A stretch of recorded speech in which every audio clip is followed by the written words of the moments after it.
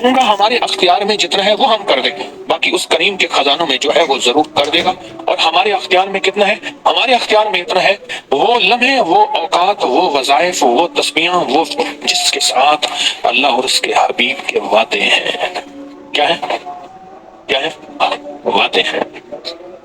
اللہ اس کے حبیب کے وعدے ہیں جن لمحوں کے ساتھ، ان لمحوں کے ساتھ اگر ہماری زندگی گزر جائے تو انشاءاللہ تعالی ہمارا نظام بہترین ہو جائے گا اور ہماری نسلوں میں فاقہ نہیں آئے گا۔ آج میرے پاس ایک صاحب آئے بیٹھے تھے، میں نے پوچھا آپ کے دادا کے کتنے مربع زمین تھی؟ کہا 40 مربع زمین تھی۔ پچھلے عرصے میرے پاس ایک کیس آیا تو کہا کہ ہمارے بڑوں کی زمین 1300 مربع تھی۔ ایک دفعہ میرے پاس ایک کیس آیا، کہا کہ ہماری زمین 130 مربع تھی۔ اور ایک صاحب مجھ سے کہنے لگے کہ میرے جو پردادا تھے ان کی گھوڑی ہوتی تھی، اور گھوڑی میں وہ سارا دن گھوڑی کا سفر کرتے تھے اور سارا دن ان کی زمینیں ختم نہیں ہوتی تھی۔ اور اس دور میں، جس دور میں عمومی زمینیں آباد نہیں تھیں، کیونکہ زمینوں کی قیمت تو 70 کے بعد آئی ہے، پراپرٹی کا دور بھی 70 کے بعد آیا ہے، اس سے پہلے پراپرٹی کی خرید و فروخت کا نظام عمومی تھا ہی نہیں۔ تو کہا جس دور میں زمینیں قیمتی نہیں تھیں، اس دور میں ہمارے پردادا کی ساری زمین آباد تھی اور ساری لہلہاتی فصلیں تھیں۔ آج ہمارے پاس رہنے کے لیے 1 فٹ 1 انچ جگہ نہیں ہے، کرائے کے گھر میں کبھی ادھر سامان پھینکتے ہیں، کبھی ادھر پھینکتے ہیں، اور ہماری ہر چیز ٹوٹ گئی ہے، ہماری ہر چیز ختم ہو گئی ہے۔ یاد رکھیے گا، اگر نہیں لوٹنا چاہتے، اگر زوال میں نہیں آنا چاہتے، پھر 2 لمحے قیمتی بنائیں، ایک فجر کا لمحہ ہے، ایک عصر کا، اور عصر کے لمحوں میں ایک اور بات آپ سنا،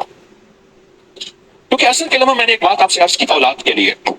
اور میں جو عصر کے لمحے کو قیمتی بنائے گا وہ اولاد کا غم نہیں دیکھے گا۔ ایک بزرگ دعا فرماتے تھے، اللہ مجھے ایسا غم نہ دکھانا کہ میرے بوڑھے کندھے جوان بیٹوں کی لاشوں کو قبروں تک لے جائے،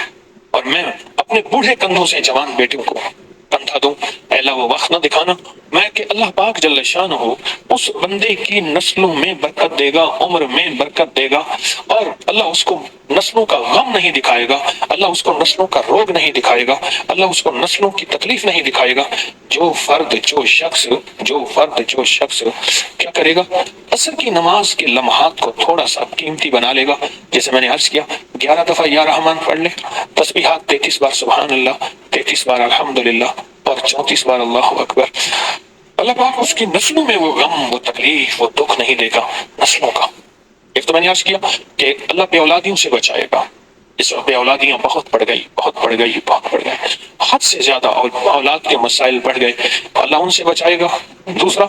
دوسرا نظام یہ ہوگا کہ اللہ اولاد دے گا تو اس کی عمر میں برکت ہوگی، اور تیسرا نظام یہ ہوگا کہ اللہ اس کو بڑھاپے میں اولاد کے غم سے بچائے گا، جو عصر کے لمحات کی حفاظت کرے گا، جو عصر کے میں چھوٹے چھوٹے یہ وظائف پڑھ لے گا عصر کی نماز پڑھ کر۔ بڑے عجیب راز ہیں ان 2 وقتوں میں، بہت عجیب راز ہے۔ ان 2 وقتوں میں کالی دنیا کا علاج ہے، ان 2 وقتوں میں کالے روگوں کا علاج ہے اور کالے لوگوں کا علاج۔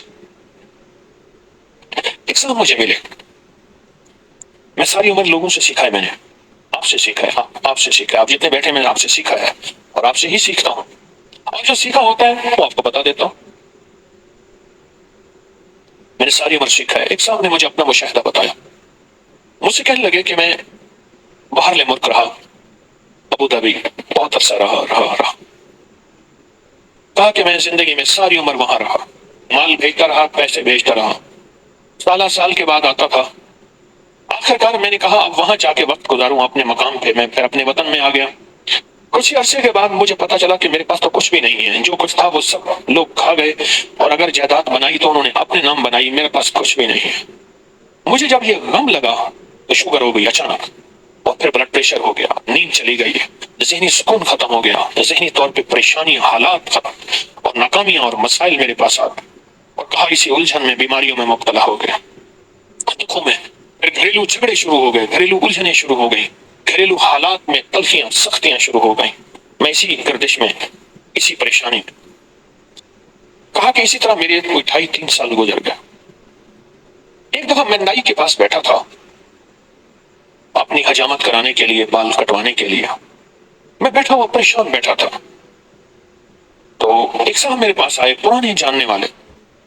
اس وقت جب میں ملک میں تھا، جوان تھا، وہ بھی جوان تھا، مجھے دیکھا تو ملا، بڑا خوش ہوا، کہاں آئے، اتنا عرصے کے بعد ملاقات ہوئی اور اتنے عرصے کے بعد آپ کو دیکھا، کیا حال ہو گیا ہے، اتنی جلدی بوڑھے ہو گئے ہو، دیکھ میں تیرا ہم عمر ہوں، میں تو جوان ہوں، اتنے بوڑھے تو نہیں ہے، اس طرح کے حالات۔ تو کہا، میں نے اسے سارے حالات سنا کہ میرے حالات یہ ہو گئے اور میری پریشانی۔ سنتے سنتے کہنے لگا، ادھر آ، میرا بازو پکڑ لیا، میرے قریب آ کے بیٹھ، قریب بیٹھ گیا، کہا تجھے ایک وظیفہ دیتا ہوں، اگر مسائل کا حل چاہتا ہے، مشکلات کا حل چاہتا ہے، اور چاہتا ہے وہ چیز جو تو نے ساری عمر چاہی تھی تجھے مل جائے، اگر اس لفظ پہ غور کیجیے گا، بڑا بھاری اور وزنی لفظ ہے، وہ چیز جو تو نے چاہی تھی ساری عمر اور تجھے مل جائے۔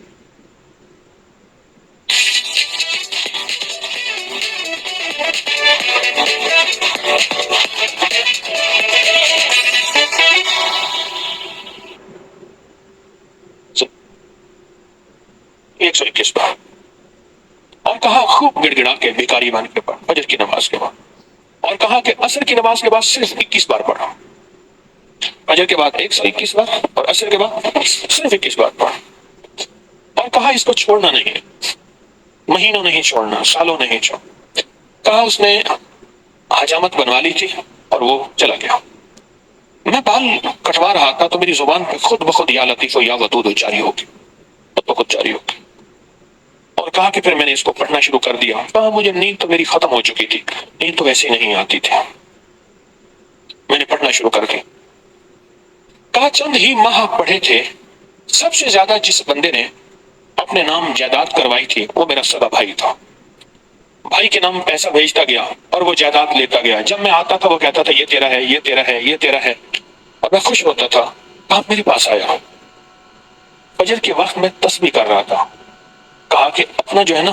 وہ پگڑی ہوتی ہے، دیہاتی باندھتے ہیں، وہ صافہ پگڑی اٹھا کے میرے پاؤں پہ رکھ دیا، اللہ کے واسطے معاف کر دے، جو مجھے پتا ہے تو لوگوں کے پاس آتا جاتا ہے، تو نے کہیں سے میرے اوپر تعویذ کرائے ہیں، میری وہ تعویذ نکال دے، تو جو کہے گا میں کر دوں، تو جیسے کہے گا میں کر دوں، میری وہ تعویذ نکال، میرے تن بدن میں آگ ہے، میری زندگی میں پریشانی ہے، میرے گھر میں بیماری ہے، میرے گھر میں دکھ ہے اور تکلیفیں ہیں، مشکلات اور مسائل ہیں، میری زندگی سختیوں، پتہ نہیں کیا کیا مصیبتیں اس بیچارے نے بتایا۔ کہا میں حیران ہوا، میں خاموش ہو گیا، اور کہا کہ خود بخود گیا اور میری آدھی سے زیادہ جائیداد اسی کے پاس تھی اور میرے نام کرا دی ہر چیز، کہا کہ بس میں نے اب تک اس کا کرایہ کھایا ہے، اس کی آمدنی کھائی ہے، بہت کھائی ہے، بہت کھائی ہے، پچھلی معاف کر، تیرے نام کرانے میں جو پیسہ لگے گا وہ بھی میں دوں گا، بس تو قبول کر اپنی نعمت، اپنی چیز، مجھے میرے لیے وہ تعویذ نکال، اور کہا کہ میں نے وہ مجھے دے دی اس نے، میں تسبیح پڑھتا رہا، اور تسبیح پڑھتا پڑھتا ایک بار پھر آ گیا آ کے میرے ساتھ بیٹھا اور کہنے لگا مجھے سکون مل گیا ہے، تیری مہربانی ہے، تو نے تعویذ نکال دیے ہیں، اب میری زندگی میں راحت ہے اور میری زندگی میں چین ہے، اور کہا مجھے اس تسبیح کا ایسا یقین ہوا، ایسا یقین ہوا کہ بس پھر میں نے کہا اب تو میں نے چھوڑنی نہیں، کہا پھر سے میں صرف چند سالوں میں تونگر ہو گیا اور چند سالوں میں خوشحال ہو گیا اور چند سالوں کے اندر میری زندگی لاجواب ہو گئی۔ ایک اور واقعہ سنو، میں نا کلر کہار گیا نمک کی کان کے اندر، ایک پرانی بات، وہاں ایک صاحب مجھے ملے، ایک صاحب مجھے ملے، مجھ سے کہنے لگے میں نے آپ کا ایک وظیفہ آزمایا ہے اور اس سے مجھے بڑا فائدہ ہوا اور میں نے بے شمار لوگوں کو بتایا، کہا کہ جن لوگوں کے بچے معذور ہوتے ہیں، نہ کھا سکتے ہیں، نہ پی سکتے ہیں، ان کے بچوں کے ہاتھ پاؤں ٹیڑھے ہوتے ہیں یا ہاتھ پاؤں ان کے یا زبان سے بول نہیں سکتے، بیچارے معذور ہوتے ہیں، اکثر ان کو سی پی چائلڈ بھی کہتے ہیں، مخلص نام، کہا کہ یہ میرا آزمودہ ہے، میں اب بھی اسی کے لیے آیا ہوں۔ کہا کیسے؟ کہا نمک کا ایک ڈلا لے لے، نمک کا ایک ٹکڑا لے لے، سرخ نمک ہو، سرخ، ہاں مل جاتا ہے سرخ نمک، بلکہ سستا ہوتا ہے، بالکل سرخ نمک ہو، اس کو سرخ کپڑے میں 7 تہیں لپیٹے، 7 تہیں لپیٹے، اور نمک کہنے لگے اتنا ہو جتنا بیگن ہوتا ہے، بڑا سا بیگن نہیں ہوتا، بتاؤں بیگن اتنا،